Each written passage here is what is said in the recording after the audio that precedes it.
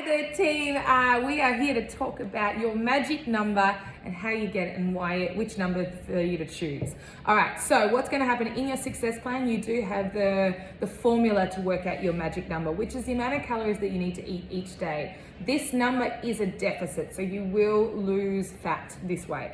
However, it'll be more on the higher end of calories than other challenges that you may have done, other deficits that you may have done, because this is a sustainable way of eating. Exactly right. So Matt has just jumped on the scales. The only time I'm going to use the scales in this challenge is the start of the challenge. Yes. So I'm hopping on. I weighed myself this morning. I'm 87.7 kilograms. Well, 87.7 kilograms. Type that in the calculator. We're then going to go times by 2.2 and we get 192.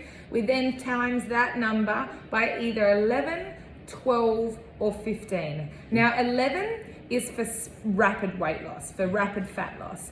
12 is for steady fat loss, and 15 is for maintenance. We do that in about 8 weeks, unless you're super lean and we'll talk about that in a second. Anyway, 11 or 12 is what you're gonna choose. Now, why would you choose 11? You'd choose 11 if you're really struggling with the amount of calories that you are going to have. So if you're used to having a massive deficit all the time when you do this, you would opt for this next one, which is the closest to those big deficits you're used to. Or you would also use it for if you're just really not happy with the amount of weight that you're carrying and you would really like to get there a bit quicker. Yeah. You might have an event coming up that you're trying to get ready for. Yeah. It could be an anniversary or something that you're trying to get ready for. Just a bit more of an extreme approach. Yeah. Why would you choose steady weight loss, a steady fat loss? 12. You're requiring a little bit more energy. So you want the weight loss journey, but your life could be pretty active and you might be very active, and then that requires you to have a bit more energy, but still be able to lose the weight. So for example, both of us are going to do times by 12 because of our activity and our energy output. Yeah. With the 11, we're not fueling ourselves enough for what we do. Yeah. So for Matt, we've got 192, and then so 87 kilos times by 2.2, and then we're going to times it by 12, which gets him 2,315 calories. So each day, Matt is going to eat 2,315 calories. I ain't going to miss him. Or as close to that as possible. Now, why do we need to get as close to that as possible? Because remember that number is a deficit. So, and the biggest thing we get when people are trying to get to these numbers is they think it's too low. And the reason they think it's too low is because they try generally a very clean. Too low. Too high. Sorry, too high. They is that they're trying to do the challenges clean and green, which means that your volume of food increases, because when you eat just veggies and stuff like that and you go super clean, which is awesome, it is a huge amount of food for a very small amount of calories. So we don't want you to do that because it's too obsessive.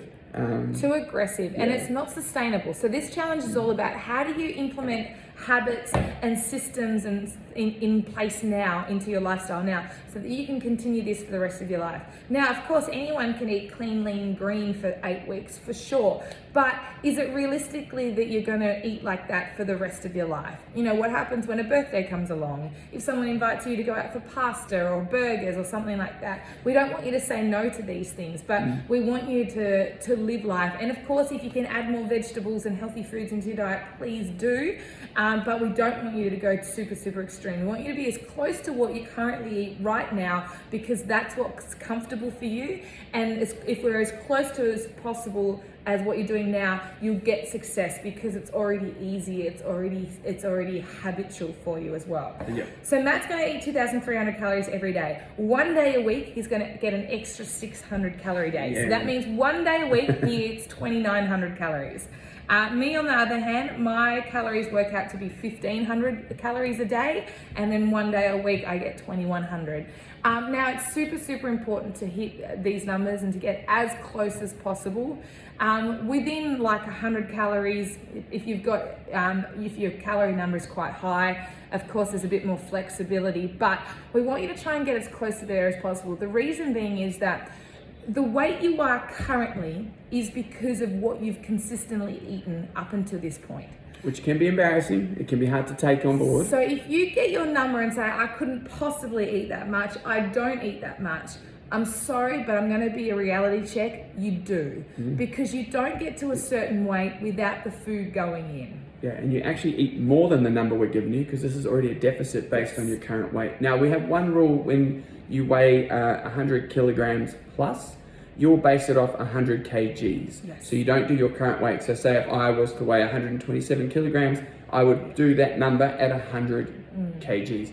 I don't add the extra 27 kgs So on. 100 times 2.2 times by 11 or 12. Yeah. Now, it's really important to get as close to these numbers as possible. The reality is that you have been eating this much. Now, those incidental food is where it catches people out. You might say, I don't eat that much. You know, my meals are really quite small. It's like, yeah, but what about every time you walk past the kitchen and you put something in your mouth?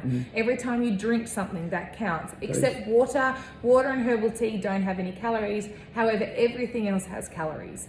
Are you eating something off someone else's plate? Every time you put something in your mouth, it counts. Whether it's on a plate and you're sitting down and eating it, or you're just walking by and unconsciously eating. So that's where you need to start paying attention. Perfect. I think that's pretty much, that should answer most of your questions. Remember, all of this detail is in the success plan, so please read and study that. I understand that you might not be a reader. Please reach out if we can help you at all. Hopefully this helps. Work out your magic number, input it into MyFitnessPal, get calorie counting, get calculating, have fun and enjoy it.